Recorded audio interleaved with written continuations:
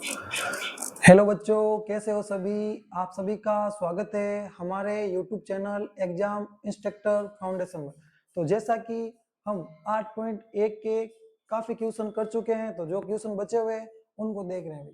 देखो 8 number question क्या बोल रहा है कि यदि 3 कोट A बराबर 4 तो जांच कीजिए कि 1 माइनस 10 स्क्वायर A बट्टा 1 प्लस 10 स्क्वायर A बराबर cos square A minus sine square है या नहीं। मतलब ये वाला दे रखा है, हमें चेक करना है कि ये वैल्यू और ये वैल्यू बराबर होती है या फिर नहीं होती है। तो देखो भाई, करते हैं हमारा क्वेश्चन। तो इसका आंसर कर रहे हैं भाई।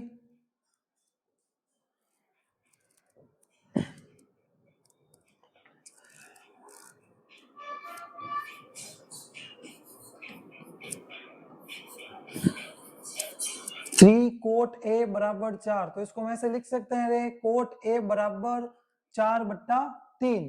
आप सबको पता है भाई कोट का रेशियो क्या होता है रे, के ए और एल ए एल, मतलब आधार बट्टा लंब। इसका मतलब हमें क्या फाइंड करना है, कर्ण फाइंड करना है। क्या फाइंड करना है भाई, कर्ण। तो कर्ण फाइंड करने के लिए क्या है भाई, सबको पता है पाइथागोरस प्रमेय आएगी। क्या आएगी भाई, पाइथागोरस प्रमेय, जिसके बारे में हम पिछले लेक्चर में पढ़ चुके हैं। पाइथागोरस प्रमेय क्या कहती है भाई कि कर्ण का जो स्क्वायर होता है ना, वो बराबर होता है आधार स्क्वायर प्लस लंब स्क्वायर। आधार की वैल्यू क्या दे रखी है 4, तो 4 का स्क्वायर क्या हो जाएगा रे 16, प्लस लंब की वैल्यू क्या दे रखी है 3, और 3 का स्क्वायर क्या हो जाएगा 9 बराबर कर्ण का स्क्वायर।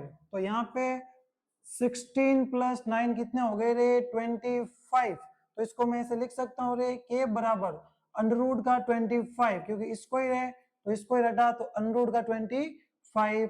तो अंडर रूट 25 की वैल्यू क्या होती है 5। अंडर रूट 25 की वैल्यू क्या होती है 5। तो कर्ण की वैल्यू क्या आ गई 5। ये तो पिछले क्वेश्चन में जैसे किया था वैसा का वैसा है, कोई दिक्कत नहीं है, सेम का सेम है। ये कंसेप्ट हम बार बार पढ़ चुके हैं भाई, सारे क्वेश्चन में सेम कंसेप्ट लग रहा है। इसका मतलब 8.1 क्या है, इजी है। अगर एक क्वेश्चन को अच्छे से समझ में आ गया, मतलब पूरी प्रश्नावली आपको समझ में आ गई।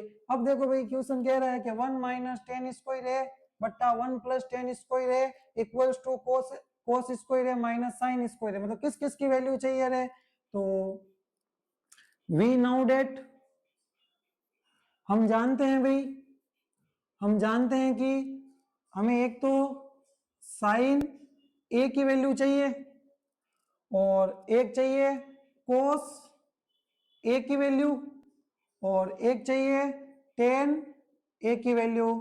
तो सबको रेशियो पता होना चाहिए भाई। रेशियो के लिए हमारे पास एक छोटी सी ट्रिक है जिसका नाम है लाल बट्टा कक्का। तो इसके अकॉर्डिंग देखते हैं, तो साइन की वैल्यू होती है लंब बट्टा कर्ण, कोस की वैल्यू होती है आधार बट्टा कर्ण, और टेन की वैल्यू होती है लंब बट्टा आधार। बार बार करोगे आपको भी याद हो जाएगी भाई किसकी वैल्यू क्या होती है। अब हमें देखना है लंब क्या है, तो लंब दे रखा है 3, तो ये हो गया 3। कर्ण क्या आया रे, कर्ण आया 5, तो 3 बट्टा 5। आधार क्या है रे 4, तो हो गया 4। कर्ण क्या है रे 5, तो 4 बट्टा 5। लंब क्या है रे 3, तो हो गया 3 बट्टा आधार क्या है रे, आधार है मेरे पास 4, तो ये हो गया 4। इसका मतलब मेरे पास साइन ए की वैल्यू आ गई 3 बट्टा 5, कोस ए की वैल्यू आ गई 4 बट्टा 5 और टेन ए की वैल्यू आ गई 3 बट्टा 4। तो ये आ गई। अब हमें क्या करना है, इसको क्वेश्चन में अप्लाई कर देना है, तो कर देते अप्लाई, कोई दिक्कत नहीं है भाई। तो देखो क्वेश्चन में हम अप्लाई कर देते हैं।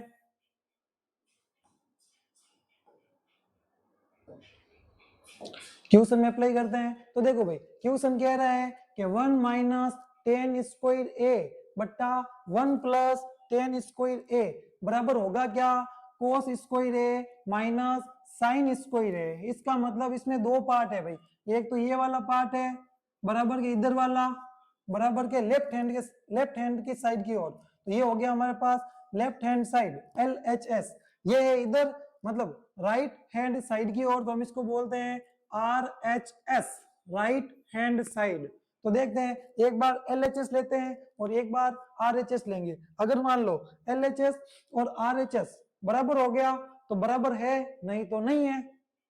तो भाई LHS हम सीधा इसमें वैल्यू अप्लाई करते हैं, 1 माइनस ये बोल रहा है 10a का स्क्वायर, 10a की वैल्यू क्या है रे 3/4, इसका मतलब 3/4 का हमें तो स्क्वायर करना है, तो 3/4 का स्क्वायर 1 प्लस 10a का स्क्वायर, 10a की वैल्यू क्या है रे 3/4, तो 3/4 का क्या हो गया रे स्क्वायर, तो स्क्वायर करके इसको सोल्व करते हैं। तो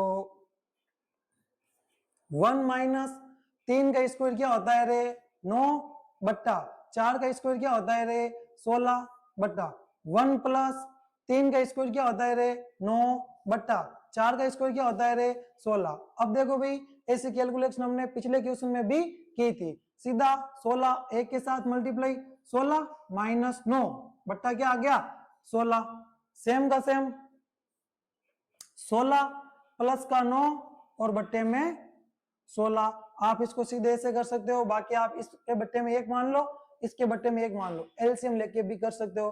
तो देखो भाई 16 से 16 क्या हो गया रे कैंसिल, तो 9 में से 16 में से 9 गया, बच गया मेरे पास 7, और 16 प्लस 9 कितने हो गए 25, मतलब LHS की वैल्यू क्या आ गई रे 7/25, LHS की वैल्यू क्या आ गई 7/25। अगर मान लो RHS की वैल्यू भी 7/25 आ गई तो ये दोनों बराबर है, और अगर मान लो 7/25 नहीं आई इसका मतलब बराबर नहीं है।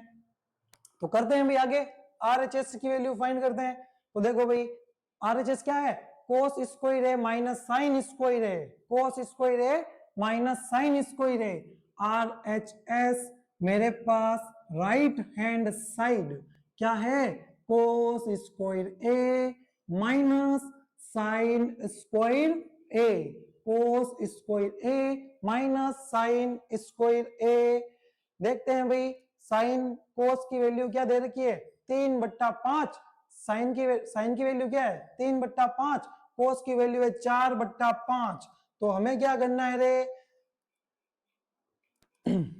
4/5 इसका स्क्वायर करना है और 3/5 इसका स्क्वायर करना है। अब आपको तो वीडियो देख के पता चल गया होगा भाई ये वैल्यू सही है या नहीं है, लेकिन पीछे जाके वापस देख लेते हैं। कोस की वैल्यू क्या है रे 4/5, हमने भी क्या लिखी है 4/5 इसका स्क्वायर, ठीक है। साइन की वैल्यू क्या है रे 3/5, हमने भी क्या लिखी है 3/5 इसका square.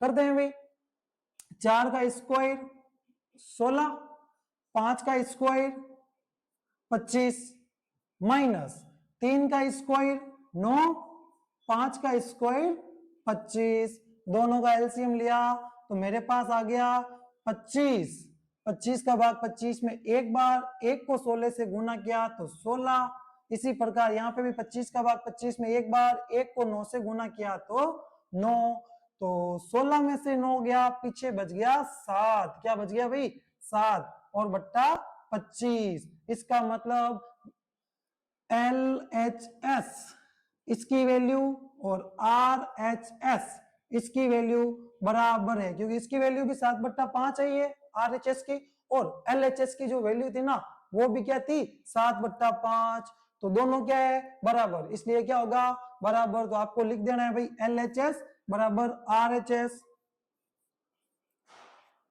Hence proof, hence proof मतलब इति सिद्धम, हमारा सवाल सिद्ध हो गया भाई। अच्छा क्वेश्चन था, इजी क्वेश्चन था, हार्ड नहीं था, तो कोई दिक्कत नहीं है भाई। चलो नेक्स्ट क्वेश्चन के ऊपर चलते हैं।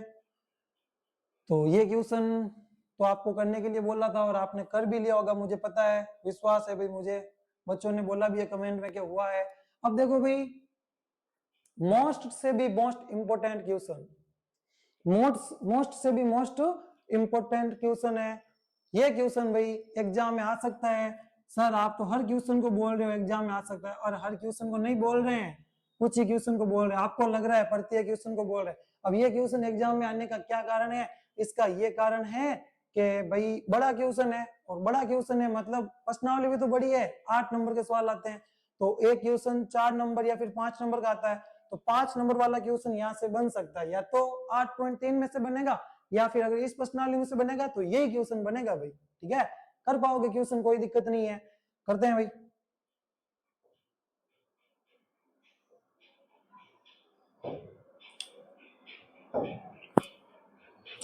क्वेश्चन को करते हैं। चलो इधर से स्टार्ट करते हैं इस बार। चलो भाई,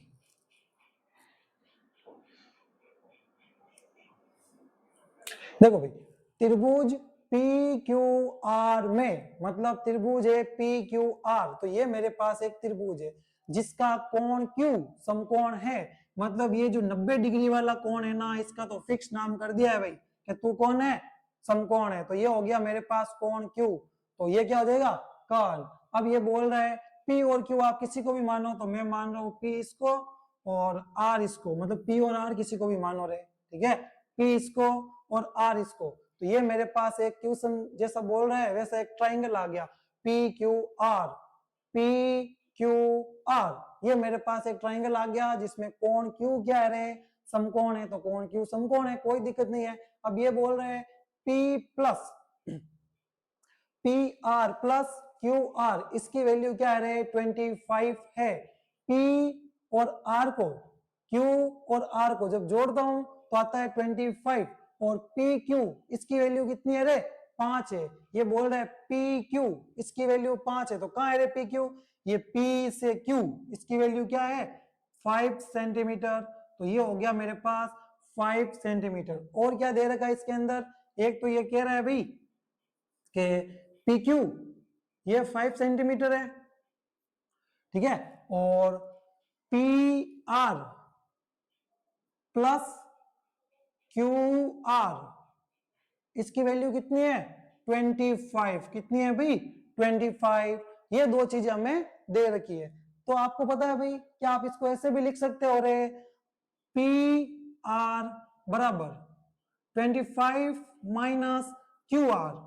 सर ऐसा क्यों लिख सकते हैं, क्योंकि बेटा ये क्यू आर प्लस का था, उधर गया तो माइनस का, अब हमारे पास पाइथागोरस प्रमेय बन जाएगी। ठीक है, तो ये जो है ना, इसको हम मानते हैं मेरे पास इक्वेशन नंबर कौन सा है भाई, फर्स्ट है। कौन सा है, फर्स्ट है। ये सारी चीजें आपको गिवन में दे रखी है भाई। ठीक है, ये सारी चीजें दे रखी है। अब देखो मेरे पास पी आर मतलब पी आर है और पी क्यू है, मतलब दो भुजा दे रखी है, तो तीसरी भुजा में क्या कर सकता हूं, फाइंड। तो इसके लिए यहाँ पे क्या लग जाएगा भाई, त्रिभुज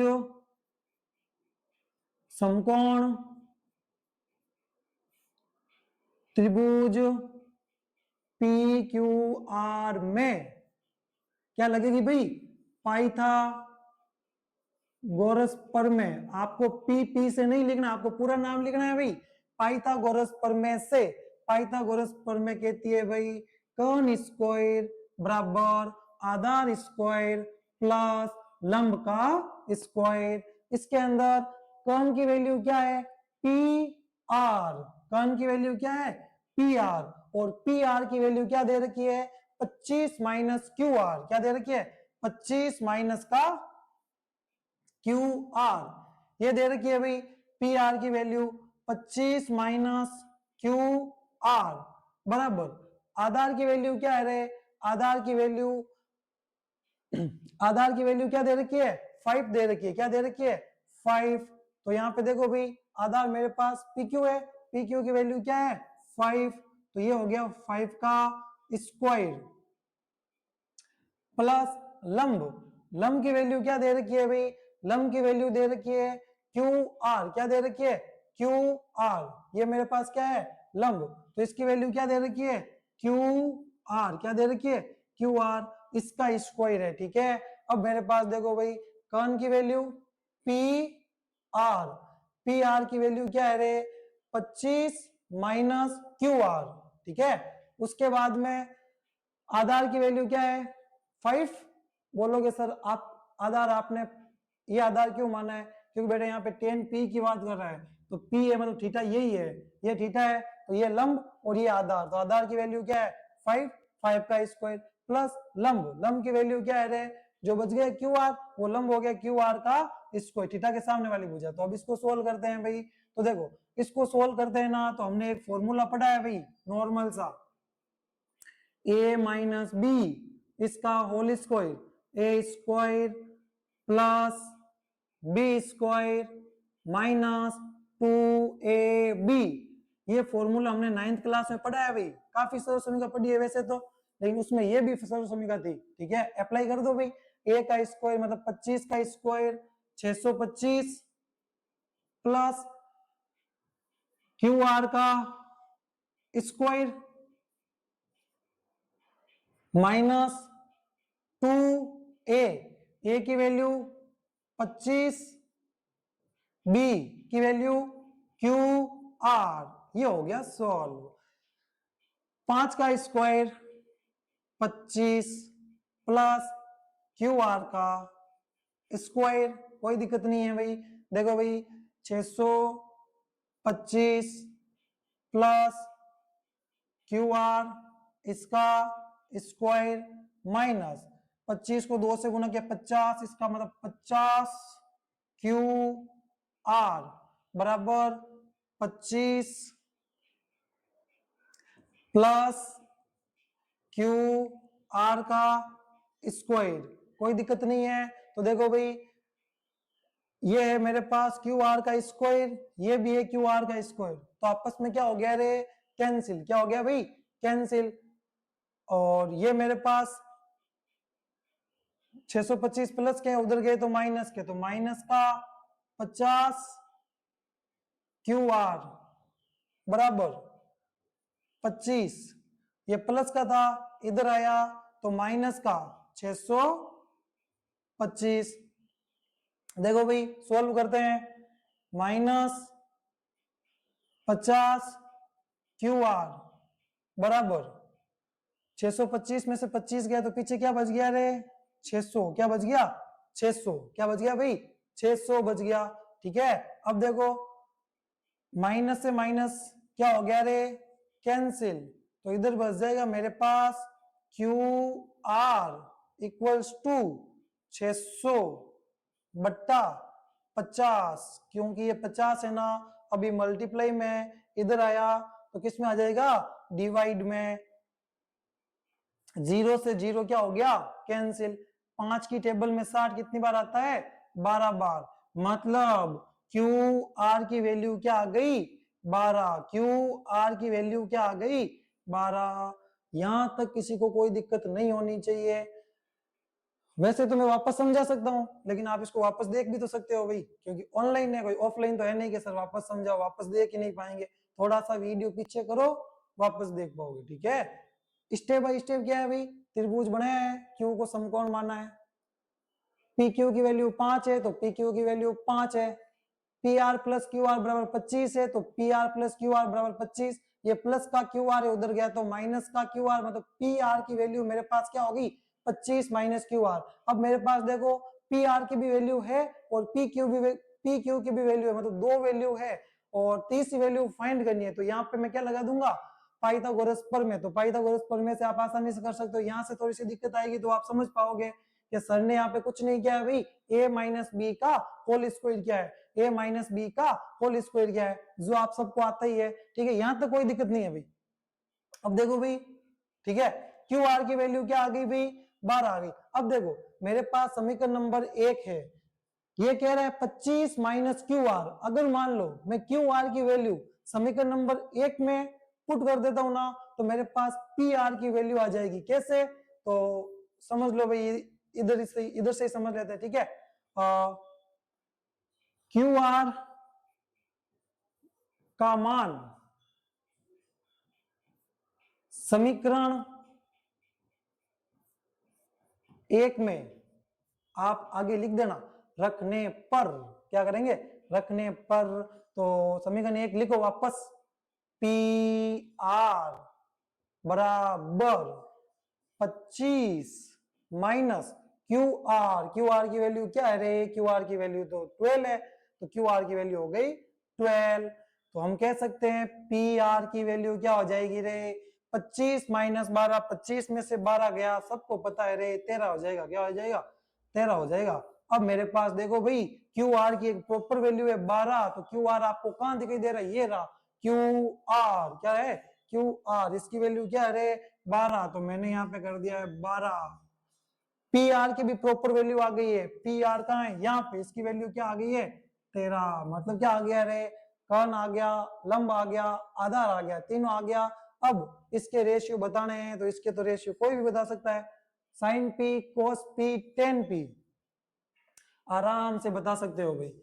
साइन पी का रेशियो बताना है, कोस पी का रेशियो बताना है, टेन पी का रेशियो बताना है।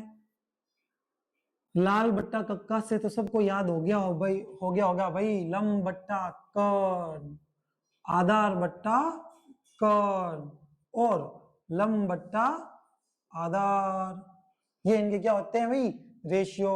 अब आपको ये पता होना चाहिए कि पीछे वाले ट्राइंगल में लंब क्या था, आधार क्या था और कर्ण क्या था। तो मेरे अकॉर्डिंग कर्ण इसके अंदर शायद 13 था, आप पीछे करके देख लेना, वैसे आपको तो पता ही होगा क्योंकि आप नोटबुक में साथ साथ नोट भी तो कर रहे होंगे अभी। अगर नहीं कर रहे हो तो एक बार वापस जो वीडियो देखो ना तो उस टाइम नोट कर लेना, या फिर अगर मान लो आपको इसकी पीडीएफ चाहिए तो इसकी जो पीडीएफ है ना वो हमारा टेलीग्राम चैनल है उस पर दी गई है भाई। टेलीग्राम चैनल का नाम भी यही है, एग्जाम इंस्ट्रक्टर फाउंडेशन। इससे आप टेलीग्राम पे जाके सर्च करोगे ना तो आपको ये चैनल मिल जाएगा, और इस चैनल पे डेली हम क्या करते हैं पीडीएफ अपलोड करते हैं, वहां से भी पीडीएफ देख सकते हो। और इसके साथ साथ है ना भाई हमारे यूट्यूब चैनल पे अदर सब्जेक्ट की भी क्लास स्टार्ट हो गई है मैथ्स के साथ साथ, तो उनको भी देखना है भाई, ठीक है, क्योंकि छुट्टियों में पूरा फायदा उठाना है भाई। अगर एक बार ये टाइम चला गया ना फिर वापस नहीं आएगा, ठीक है। वैसे तो मुझे सवाल करवाना है, ज्ञान नहीं देना है, लेकिन आपको थोड़ा बहुत ज्ञान देना भी जरूरी है, क्योंकि आप अभी क्या हो भाई नन्हे मुन्ने बच्चे हो, छोटे हो, ज्यादा बड़े नहीं हो, ठीक है, 10th क्लास के बच्चे हो, तो ज्यादा से ज्यादा बेटा पढ़ाई पे ध्यान देना है, ठीक है।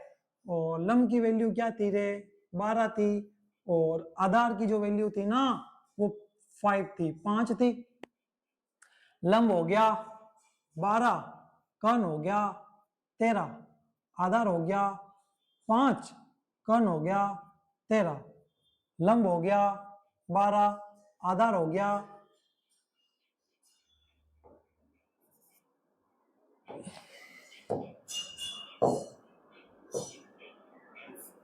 आधार हो गया 5। अब आपको पता ही है भाई हर बार की तरह इस बार भी आपको भार्गव भैया क्या देंगे रे क्वेश्चन देंगे, क्योंकि आप तो प्रैक्टिस नहीं करोगे। मुझे तो सारे क्वेश्चन ही कराने हैं, लेकिन जब तक खुद से प्रैक्टिस नहीं करोगे ना तो कुछ भी होने वाला नहीं है। तो ये आपका छोटा सा HW है, ठीक है। कोसेक की वैल्यू आपको बतानी है इसी क्वेश्चन के अकॉर्डिंग, और एक बतानी है भाई साइन ए साइन पी, ये भी पी है भाई, ठीक है, sine P plus sec P, इसकी वैल्यू मतलब पहले साइन की वैल्यू फाइंड करनी है, फिर सेक की वैल्यू फाइंड करनी है, फिर दोनों को ऐड भी करना है, ठीक है। अच्छा क्वेश्चन है, करना भाई, ट्राई सबको करना है, ठीक है, ऐसा कोई नहीं कि नहीं करेंगे। हाँ ठीक है, अभी नहीं कर रहे हो कोई बात नहीं, जब वीडियो खत्म हो जाए तो वापस इसको एक बार देखना है भाई। तारक मेहता का उल्टा चश्मा भी तो देखते हैं, एक ही वीडियो को 2-3 बार देख लेते हैं, मैं भी देखता हूँ, खाना खाते टाइम देखते हैं, तो ये भी आप खाना खाते टाइम स्टार्ट कर दो भाई, टाइम भी बचेगा, दिमाग में कुछ ना कुछ समझ में आएगा। जब पढ़ाई करते हो उस टाइम वापस अच्छे से स्टार्ट कर दो, ज्यादा से ज्यादा देखो भाई, ठीक है, समझ में आ जाएगा, कोई दिक्कत नहीं है। ऐसा तो है नहीं कि ऑफलाइन की तरह सर ने एक बार पढ़ाया फिर सर गायब हो गए, सवाल भी गायब हो गया, रफ हो गया, कुछ नहीं होगा भाई। डिजिटल का यही फायदा है भाई, हमारे टाइम में तो ऐसा नहीं था, आपके टाइम हो गया है तो फायदा उठाना है, ठीक है। तो ये क्वेश्चन अच्छा था भाई, दिक्कत नहीं आएगी, कर पाओगे। अब ये आ गया मेरे पास 11वां नंबर का क्वेश्चन। अब बोलोगे सर इसको भी आप तो इंपोर्टेंट लगाओगे, हमें पता है, वही मैं तो लगाऊंगा क्योंकि इंपोर्टेंट है, लेकिन ये है ना ऐसे इंपोर्टेंट नहीं है। ये 1 नंबर का जब भी क्वेश्चन आएगा ना आपके ट्रिग्नोमेट्री में तो वो यहीं से आएगा, ठीक है, बाकी कहीं से नहीं आएगा, यहीं से आएगा, ठीक है। थोड़ा सा चेंज हो सकता है, यहाँ 10 है तो वो कोस बोल सकता है, कोट बोल सकता है, बाकी यहीं से आता है। ये फॉर्मेट अच्छे से समझना, ठीक है। तो इसको समझाने के लिए हम कुछ चीजें समझेंगे, उसके बाद में ये अच्छे से समझ में आएगा, ठीक है।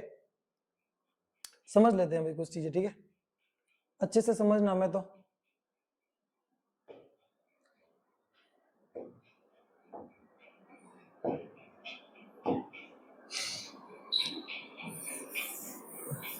देखो भाई, ये हमारे पास एक राइट एंगल ट्राइंगल है जिसका नाम है पी क्यू आर।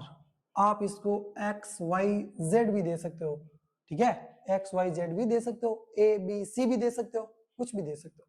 मैंने पी क्यों दिया है? क्योंकि भाई मेरा नाम है ना पी से स्टार्ट होता है पारस, इसलिए मैंने पी से दिया है। आपका जिससे नाम स्टार्ट होता है आप उस लेटर से दे दो। अब देखो बेटा, आपको बस छोटी सी चीज इसमें ध्यान रखनी है कि ये अगर मान लो मेरे पास एक राइट एंगल ट्राइंगल है ना, तो इसमें है ना ये सबसे बड़ी भुजा है ना, वो कौन होती है? सर बार बार क्यों बता रहे हो? एक दो बार तो बता दिया। अरे बार बार बताऊंगा तभी तो आपके दिमाग में सेट होगी ना। तो सबसे बड़ी भुजा क्या होती है? कर्ण। क्या होती है? कर्ण। फिर आप थीटा के सामने वाली भुजा हम सबको पता है भाई, लंब होती है। जो बच गया वो आधार हो गया। अगर आपको कोई बोलेगा बेटा कि बताओ साइन थीटा की वैल्यू, मेरे मन से लिख रहा हूं, 8/9 हो सकती है क्या? साइन थीटा की वैल्यू लिख दो कुछ भी, 10/7 हो सकती है क्या? और कुछ लिखना चाहते हो? कोसेक या फिर सेक थीटा की वैल्यू 5/4 हो सकती है क्या? यहां से क्वेश्चन पूछता है कि इसकी वैल्यू ये हो सकती है क्या? इसकी वैल्यू ये हो सकती है भाई। हमने अभी बहुत सारे रेशियो फाइंड किए हैं, तो उनमें भी जैसी वैल्यू आई है साइन की, जैसे मान लो 10/15 आ गई, कुछ भी आ गई, आई थी, तो हो तो सकती है। लेकिन देखो अगर ऐसा क्वेश्चन आ जाए ना, तो आपको करना कैसे है? सबसे पहले इनका रेशियो पता होना चाहिए। ये है मेरे पास लंब बटा कर्ण, इसका भी होता है लंब बटा कर्ण, ठीक है। अब देखो हमने एक कंसेप्ट सीखा है, छोटा सा कंसेप्ट था। क्या कंसेप्ट है भाई? कि जो कर्ण है ना वो समकोण त्रिभुज की सबसे बड़ी भुजा है। जो कर्ण है वो समकोण त्रिभुज की सबसे बड़ी भुजा है, मतलब इसके रेशियो में जहां भी कर्ण होगा ना वो तो बड़ा आएगा, बाकी छोटा आएगा। तो देखो भाई यहाँ पे कर्ण की वैल्यू क्या है? 9, जो कि 8 से बड़ी है, मतलब ये वाला तो हो सकता है, ठीक है। इसमें अगर देख रहा हूं ना, तो ये बोल रहा है लंब बड़ा है और कर्ण क्या है? छोटा, मतलब 10 तो बड़ा है और 7 क्या है? छोटा, मतलब कर्ण छोटा है। तो ये पॉसिबल नहीं है, क्योंकि कर्ण क्या होना चाहिए? बड़ा होना चाहिए, क्योंकि समकोण त्रिभुज की सबसे बड़ी भुजा कर्ण है, तो रेशियो में भी तो बड़ा होना चाहिए ना, ठीक है। कोसेक, तो इसका भी आपको वापस रेशियो पता होना चाहिए, सबको ही पता है भाई, कर्ण बट्टा लंब होता है। तो हो सकती है नहीं हो सकती है? तो आप बोल सकते हो सकती है, क्योंकि इसमें कर्ण का मान है ना लंब से बड़ा। छोटा सा कंसेप्ट था, आ गया समझ में? मुझे भी पता है भाई सबको, ठीक है, अच्छा कंसेप्ट था भाई। इसके बाद में एक ये बोल रहा है कि जैसे मान लो साइन ए है ये, और साइन इंटू ए ये दोनों बराबर होते हैं क्या? नहीं बेटा, ये तो सही है, 15 × 2 तो 30 होता ही है, इन दोनों को साथ में लिखते थे। लेकिन साइन इंटू ए और साइन ए ये दोनों बराबर नहीं होते। ये क्या लॉजिक है सर? ये लॉजिक बेटा ऐसा है क्योंकि ये जो साइन है ना उसकी वैल्यू तभी होगी जब उसके साथ ए बी सी, इसका मतलब थीटा, कौन? थीटा मतलब कोण होगा। अगर इसके साथ कोण नहीं है तो इसकी कोई वैल्यू ही नहीं है। अगर मैंने बोल दिया ना भाई ये साइन, इसकी कुछ वैल्यू नहीं है, लेकिन इसके साथ मैंने लगा दिया 45, तो आपको पता है साइन 45 की वैल्यू 1/√2 होती है, जो हमने ट्रिग्नोमेट्री टेबल में पढ़ा है। आप बोल दोगे कि सर ऐसे कर ले तो गुणा का ये नहीं होता, तो आपको बस इसका यही कारण देना, ऐसा क्यों सुनाता है, ठीक है, कि कोस ए और कोस इंटू ए बराबर होगा क्या? तो आपको बोलना है नहीं सर, कोस ए और कोस इंटू ए बराबर नहीं होता है। क्यों? क्योंकि बिना ए के कोस की कोई भी वैल्यू नहीं होती है, ठीक है। तो आपको बस ये वाला कंसेप्ट थोड़ा सा 2-3 कंसेप्ट आ रहे हैं तो आप ये वाले क्वेश्चन कर पाओगे, ठीक है। ये वाला क्वेश्चन देखो, 11वां क्वेश्चन कह रहा है बताइए कि निम्नलिखित कथन सत्य है या असत्य। पहला तो बताना है कि सत्य है या फिर नहीं है, ठीक है। बाद में क्या बोल रहा है? कारण सहित बताइए, अपने उत्तर की पुष्टि कीजिए। कारण भी देना है कि सत्य है तो है क्यों है, और असत्य है तो क्यों है, कारण देना पड़ेगा। अगर मान लो नॉर्मल बोलता तो कोई दिक्कत नहीं है, आप अनुमान से भी लगा सकते थे, कारण के भी नंबर मिलेंगे, ठीक है। तो कारण तो सिंपल ये बोल रहा है भाई कि tan a का मान सदैव 1 से कम होता है। ये बोल रहा है हमेशा है ना tan a का जो मान होगा वो क्या होगा भाई? 1 से कम। tan a का जो मान होगा ना वो 1 से क्या होगा भाई, कम। मतलब tan a का मान या तो 0 होना चाहिए, कोई बात नहीं 0 होता है, -1 होना चाहिए, मतलब 1 से कम होना चाहिए। ये बात सत्य है या फिर नहीं है? तो इसके लिए मैं बोलूंगा भाई असत्य। क्या बोलूंगा? असत्य। अब आपको बोलेगा कारण बताओ सर, तो कारण बेटा यही है कि हमने पढ़ा है tan a का मान क्या होता है, 1 के बराबर होता है। tan a का मान क्या होता है भाई, 1 के बराबर। कब पढ़ा सर? जब ट्रिग्नोमेट्री टेबल पढ़ाई थी कि tan 45, सॉरी थोड़ा सा मिस्टेक हो जाता है भाई, हमने पढ़ा है भाई कि जो tan 45 है ना उसकी वैल्यू क्या होती है, 1 के बराबर होती है। tan 45 है ना उसकी वैल्यू क्या होती है, 1 के बराबर। ये चीज तो हमने पढ़ी है। और ये बोल रहा है कि tan a का मान सदैव 1 से कम होता है। अरे सदैव 1 से कम होता है तो 1 कैसे हो जाता है? तो यहाँ पे तो 1 हो गया, इसलिए ये क्या है, असत्य। ठीक है। अब ये बोल रहा है भाई कि सेग a की वैल्यू 12/5 हो सकती है क्या? ये तो आपको पता ही है भाई, अभी हमने कंसेप्ट पढ़ा था कि सेग a की वैल्यू 12/5 हो सकती है क्या? तो सेग का रेशियो पता होना चाहिए, तो k l a, ठीक है, कण बटा आधार। तो इसमें देखो कण की वैल्यू बड़ी है आधार से, इसका मतलब हो सकता है, तो इसका आप कारण लिख देना कि यहाँ पे जो कण की वैल्यू है ना वो आधार से बड़ी है, इसलिए ये वाला हो सकता है। आगे देखो कोस ए, कोण ए के कोसेंट के लिए प्रयुक्त होता है, तो आपको लिखना है ये भी क्या है भाई, असत्य। ये सत्य है, ठीक है, ये भी असत्य है। क्यों? क्योंकि मैंने अभी आपको कंसेप्ट बताया था भाई कि कोस, कोण ए के कोसेंट, मतलब कोस की जो फुल फॉर्म है ना वो कोण ए के कोसेंट होती है क्या? नहीं बेटा, यहाँ पे कोसेंट नहीं होती है, ठीक है, यहाँ पे क्या होती है, कोसाइन होती है। क्या होती है? कोसाइन। ठीक है भाई, यहाँ पे थोड़ी सी लिखने में मिस्टेक हो सकती है, इसको मैं प्रॉपर आपको कल मतलब बता दूंगा, ठीक है, कि कोसाइन कैसे लिखते हैं। ये शायद या तो ऐसे लिखते हैं रे, SINE, या फिर SINA से लिखते हैं, ठीक है। तो कोस क्या होता है, कोसाइन होता है। कोस ए की फुल फॉर्म क्या होती है, कोसाइन, तो कोसेंट नहीं होती है, ठीक है। इसके बाद में देखो कोट ए, कोट और ए का गुणनफल होता है क्या? तो मैंने आपको ये भी बता दिया भाई असत्य है। कोट ए अलग है और कोट और ए का गुणनफल अलग है, ठीक है, तो ये भी लिखना असत्य। कारण आपको क्या लिखना है, कारण यही लिखना है कि बिना ए के अगर मान लो कोट से ए अलग हो गया यानी थीटा अलग हो गया तो कोट की कोई वैल्यू नहीं रहती। साइन से अगर मान लो साइन थीटा से थीटा ही अलग हो गया तो केवल साइन की कोई वैल्यू नहीं है, ठीक है। किसी भी कोण के लिए साइन थीटा का मान 4/3 होता है क्या? देख लेते हैं भाई, साइन थीटा बराबर 4/3, रेशियो देखो भाई, लंब बटा कर्ण, लंब बटा कर्ण। तो देखो यहाँ पे कर्ण की वैल्यू तो 3 है और लंब की वैल्यू क्या है, 4। इसका मतलब कर्ण छोटा है लंब बड़ा है, ऐसा पॉसिबल नहीं होता है ना, क्योंकि कर्ण तो भाई समकोण त्रिभुज की सबसे बड़ी भुजा होती है। अगर बड़ी भुजा होती है ना इसका मतलब है भाई वो क्या है, बड़ी होगी। तो इसको भी आपको क्या लिखना है, असत्य। क्या लिखना है, असत्य। ठीक है, तो यहां तक तो कोई दिक्कत नहीं होनी चाहिए मेरे अकॉर्डिंग, ठीक है। आप आसानी से सारे कंसेप्ट के ऊपर बताए, सीधा नहीं बताया मैंने भाई कि सत्य है, क्यों सत्य है, असत्य है, सत्य है, असत्य है, ठीक है।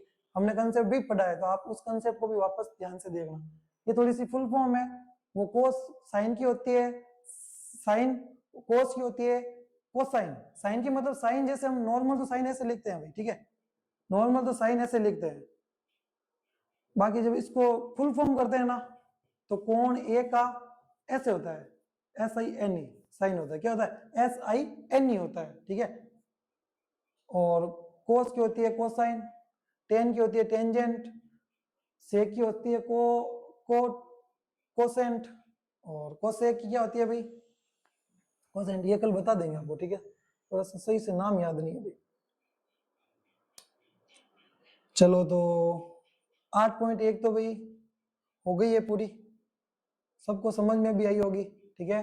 तो अगर मान लो आपको 8.2 के बारे में जानना है, ठीक है, 8.2 के बारे में जानना है तो क्या जानना पड़ेगा रे, 8.2 में ना आपको आनी चाहिए ट्रिग्नोमेट्री टेबल। क्या आनी चाहिए भाई, ट्रिग्नोमेट्री टेबल। जैसे किसी ने बोल दिया tan 45 प्लस साइन 45 इसकी वैल्यू बताओ।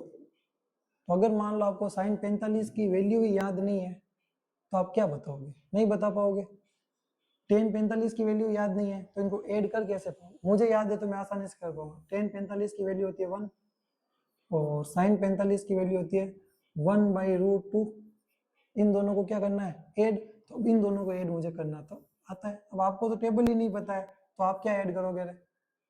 किसी किसी को पता भी हो सकती है, ठीक है, ऐसा नहीं है भाई हर किसी को पता नहीं है, ठीक है, क्योंकि हमने परिचय में पढ़ लिया था। तो 8.1 तो कंप्लीट हो गई है, कल हम 8.2 पढ़ेंगे। तो अब हम क्या करते हैं, एक बार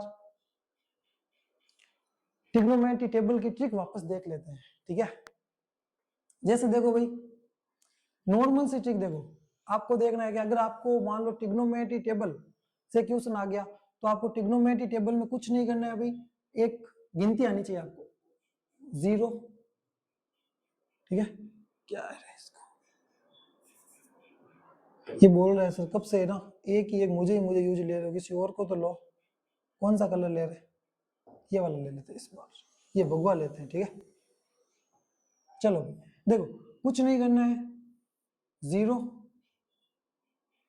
1 2 3 4 ये आपको आने चाहिए, सबको आती है।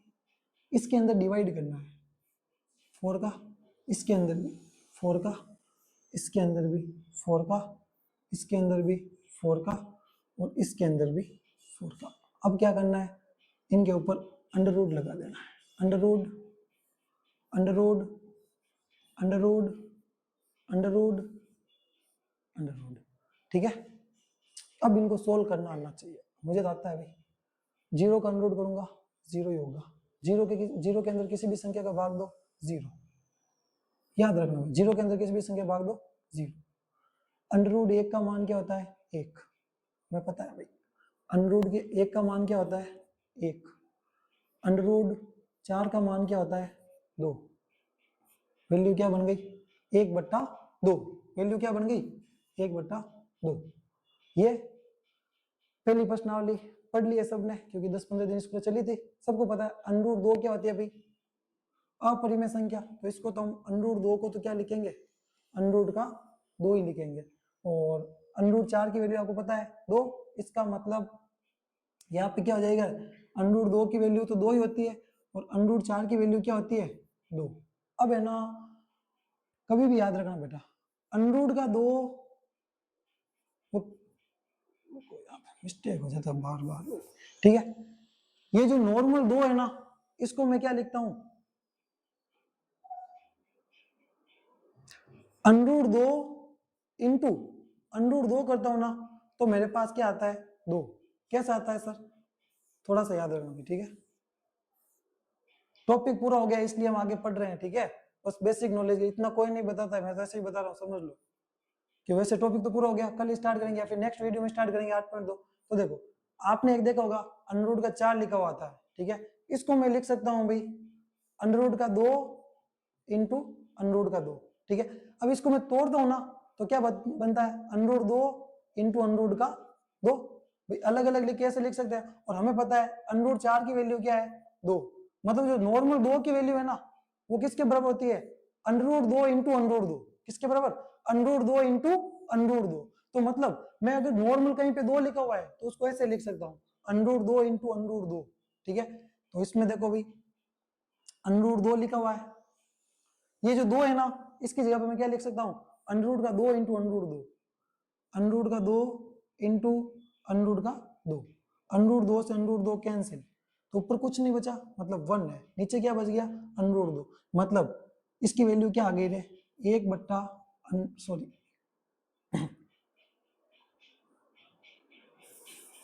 इसी की वैल्यू क्या आ गई? 1/√2, ठीक है। ये पूरा साथ में ही है भाई, √2/2 इसी से बनता है 1/√2। √3 एक इरेशनल है, तो √3 और √4 की वैल्यू आप सबको पता है 2। √4, 4 का भाग 4 के अंदर 1, तो बच गया अंडर रूट का 1, और अंडर रूट 1 का मान क्या होगा? 1। तो भाई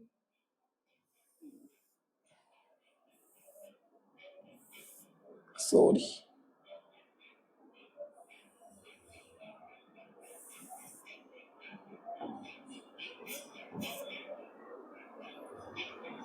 ठीक है भाई, यहाँ पे दिक्कत हो जाएगी ना। फिर ये हो गया, इसके लिए ये है और इसके लिए ये है। तो एक ही आपको पता होनी चाहिए बस, बाकी सब आपको आ जाएगी। ठीक है, कि 0/1/2 ये भी लिख सकते हैं, लेकिन हमारे ना एग्जाम में क्वेश्चन यहाँ से आता है कि भाई 45 की वैल्यू 1/√2 होती है, तो इसलिए ये और ये क्या है भाई, सेम ही है। ठीक है, ये और ये क्या है, सेम है, तो आपको ये यूज लेना है 1/√2, 0, 1/2, 1/√2, √3/2 और 1। यहां तक तो कोई दिक्कत नहीं है। अब है ना, ये किसके लिए प्रयोग होगा, सबसे पहले 0 डिग्री के लिए, 30 डिग्री के लिए, 45 डिग्री के लिए, 60 डिग्री के लिए और 90 डिग्री के लिए। ठीक है भाई, मतलब 0 डिग्री की वैल्यू ये है, 30 डिग्री की वैल्यू ये है, 45 की ये है, 60 की ये है और 90 की ये है। अभी है किसके लिए, साइन के लिए। कोई भी बोले साइन 0 डिग्री की वैल्यू क्या होती है, 0। साइन 30 डिग्री की वैल्यू क्या होती है, 1/2। साइन 45 की वैल्यू क्या होती है, 1/√2। साइन 60 की वैल्यू क्या होती है, √3/2। साइन 90 की वैल्यू क्या होती है, 1। अगर मान लो आपको ये एक वैल्यू आपको आती है ना, इसका मतलब पूरी टेबल आपको आती है। ठीक है, ये एक वैल्यू आपको आती है ना, पूरी टेबल आपको आती है, तो ये तो आपको आ गई होगी भाई, कोई दिक्कत नहीं है।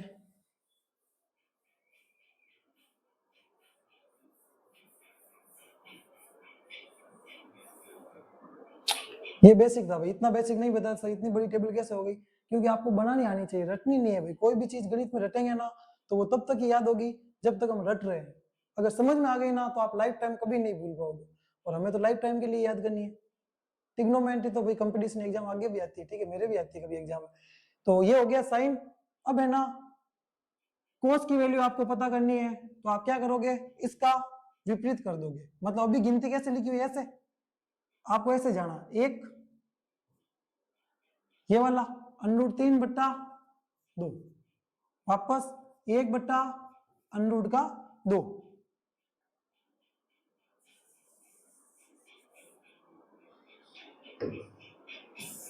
ठीक है, 1/2 और 0।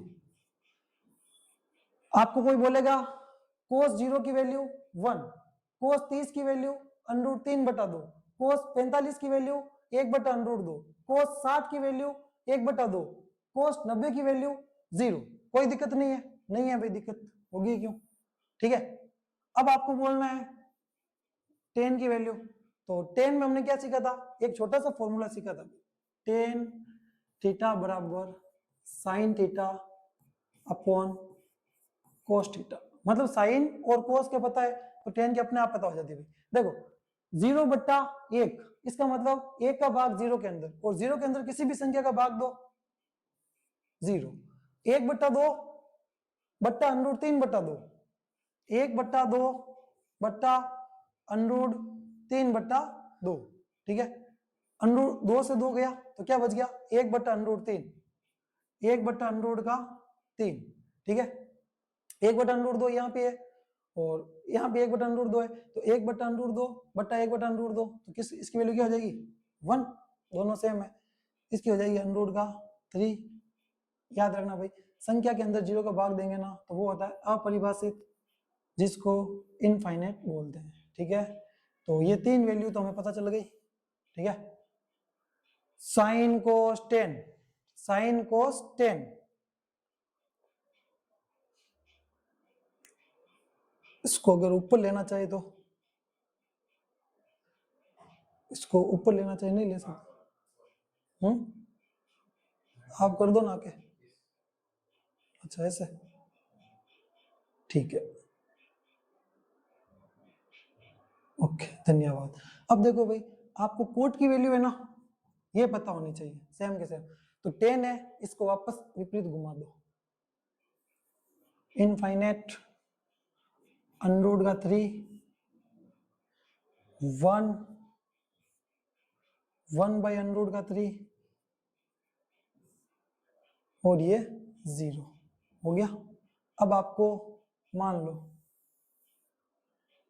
कोसेक की वैल्यू पता करनी है, अब तो सबकी आ रही है आपको, ठीक है भाई। कोसेक की वैल्यू पता करनी है तो एक छोटा सा फॉर्मूला वापस हमें पता है भाई, साइन होता है ना, साइन थीटा, उसका उल्टा क्या होता है, कोसेक थीटा। मतलब इसको उल्टा करके रख दो, अभी जीरो है तो जीरो को उल्टा कर दो, उल्टा करने का मतलब है 1/0। अभी जीरो ऊपर था, पहले ऊपर था फिर नीचे आ गया, 1/0। संख्या के अंदर किसी भी जीरो का भाग देते हैं मतलब इनफाइनाइट, अनंत। इसकी वैल्यू क्या होती है भाई, इनफाइनाइट। इसकी वैल्यू क्या होती है, इनफाइनाइट, ठीक है। अब देखो 1/2 है, उल्टा कर दो 2/1, 2/1 की वैल्यू क्या होती है 2, 1/√2 है तो हो जाएगा √2/1, ठीक है। ये हो जाएगा मेरे पास 2/√3, ये हो जाएगा 1।